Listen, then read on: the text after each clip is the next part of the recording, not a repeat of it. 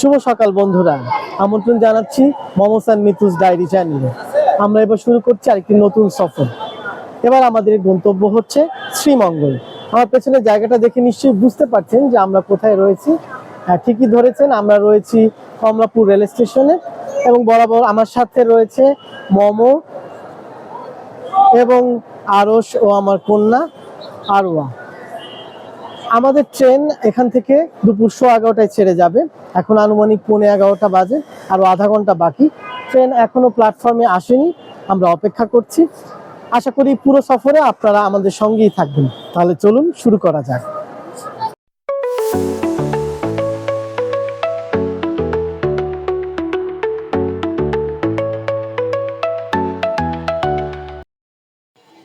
দেরিতে টিকিট কাটায় আমরা একসাথে টিকিট পাইনি, তবে প্ল্যাটফর্মে ট্রেন আসবার পর আমরা আমাদের নির্ধারিত আসনে গিয়ে বসলাম।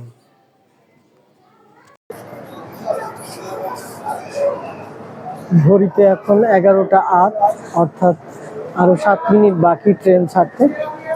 দেখা যাক ট্রেন তার সময় মতো ছাড়ে কি। অবশেষে আমাদের ট্রেন এখন ছাড়লো, 5 মিনিট লেট।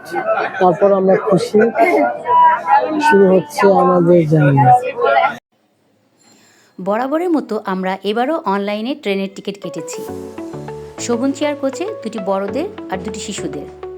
ঢাকা থেকে শ্রীমঙ্গল যেতে আমাদের মোট খরচ পড়েছে মাত্র 1000 টাকা।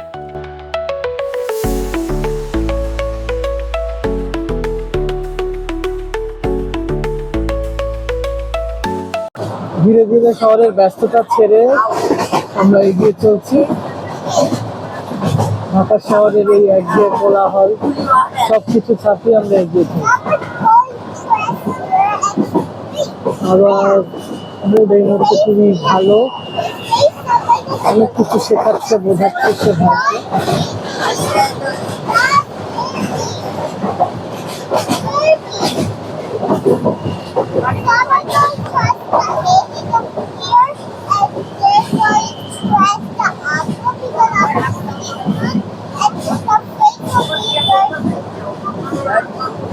আমরা এখন উত্তরা স্টেশনে এসে ফেলেছি। এখানে আসার পরই পুরো বগিটা বিভিন্ন যাত্রীতে ভরে গেল। সিটের চেয়েও বেশি যাত্রী রয়েছে আমাদের এখানে। এটা আমার মনে হয় যে কিছুটা অব্যবস্থাপনায় এর জন্য দায়ী, বা কেউ কেউ সুযোগটাও নিচ্ছে না।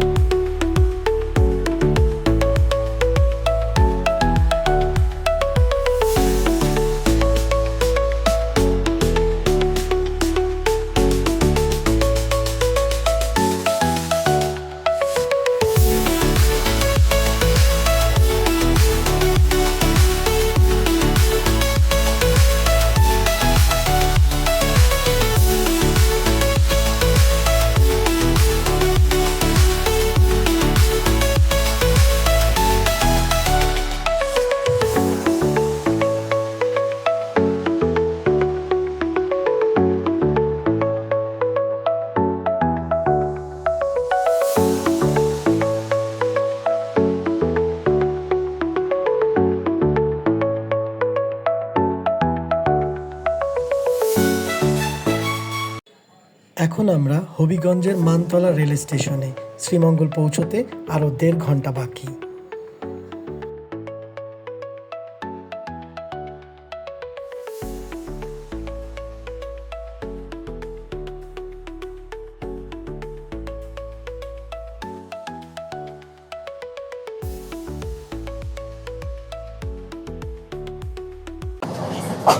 এবারে আমরা শ্রীমঙ্গলের কাছাকাছি চলে এসেছি। দূরেই পাহাড়ের আভাস দেখা যাচ্ছে, তার সাথে চা বাগান।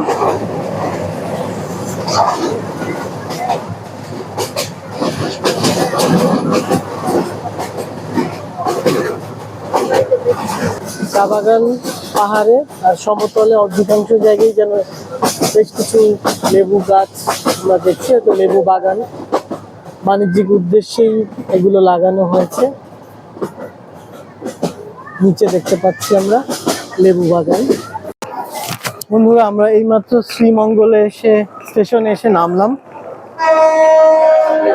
বেশিক্ষণ ট্রেন এখানে থাকে না, সর্বোচ্চ 5 থেকে 6 মিনিট।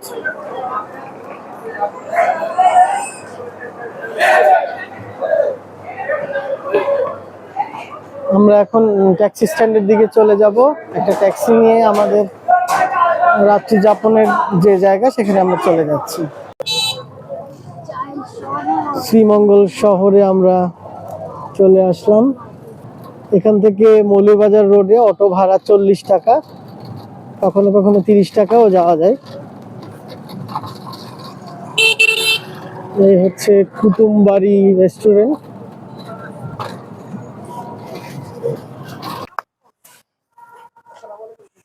ওয়ালাইকুম সালাম।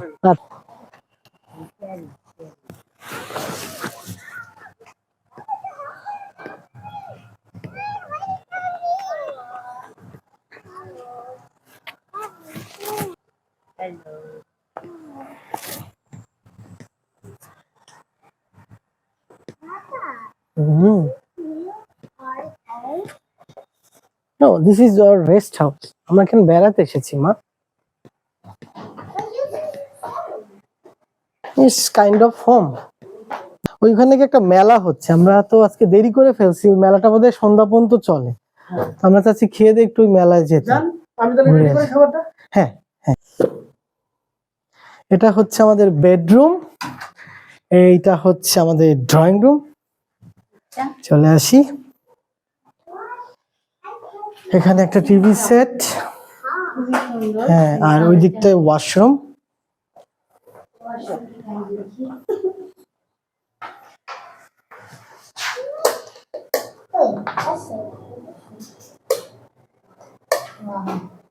সুন্দর সব ব্যবস্থা।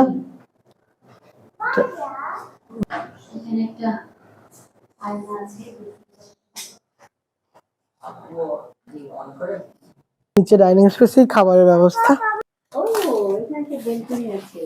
ব্যালকনিটার সামনে একটা সুন্দর পুকুর।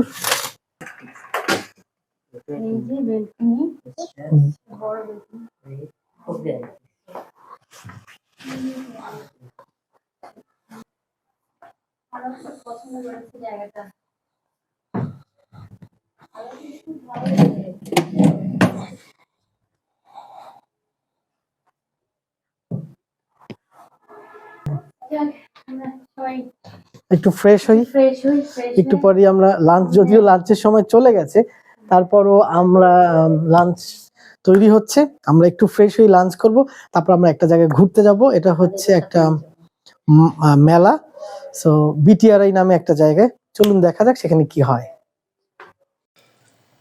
আচ্ছা, এইমাত্র আমরা ফ্রেশ হয়ে লাঞ্চ করতে নিচে আসলাম, ডাইনিং রুমে চলে আসছি। আমাদের আজকের মেনুতে আছে আলু ভর্তা,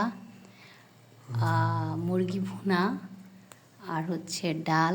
যেহেতু দুপুরবেলা বাচ্চাদের নিয়ে আসছি, ভারী কোনো খাবার করতে বলি নেই, আর সালাদ আছে। এই আর কি, দুপুরের লাঞ্চ না, বিকেলের নাস্তা হয়ে গেছে।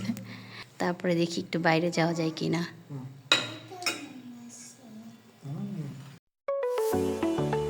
আগামী পর্ব দেখার আমন্ত্রণ জানিয়ে আজকের মতো বিদায় নিচ্ছি। ভিডিওটি যদি ভালো লেগে থাকে তাহলে অবশ্যই লাইক, শেয়ার এবং সাবস্ক্রাইব করে আমাদের পাশেই থাকবেন। ধন্যবাদ সবাইকে।